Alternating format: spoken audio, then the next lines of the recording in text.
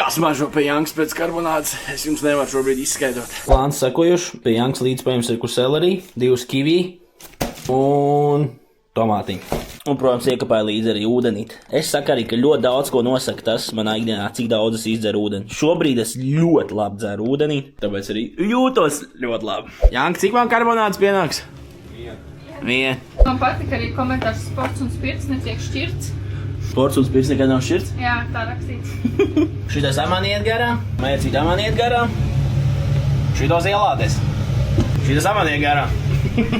Šodien tur šņikalējoties apkārt pa hokeja lauku. Es esmu noslēgies vairāk kā 10 000 soļus. Redz, kur ir man šī vakar porcija ar 2 kivī. Un lūdzu, blakus ir porcija, kāda es būtu ēdis vēl decembrī. Šodien tā arī nereiz nāc uzskrēs pa trepītēm, dzīvītī uz augšu. Tā lieta arī jānodara.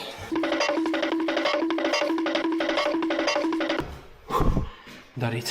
Nu tā, ir pienācis brīdis beidzot, kad es jūs iepazīstināšu ar visiem saviem speciālistiem, kurus mēs jau varēsim sākt iepazīt sākot ar trešdienu. Un kā pirmā būs fizioterapeite Viktorija Laksdiņa no Infizio Tukumā. Un pēc tam sanāk ceturtdien, 8. datumā, mēs dodamies pie fitnesa trenera Jāņa Ozola, bobslejs bijušais, dabūšu tur kārtīgi piepīpēt gan jau.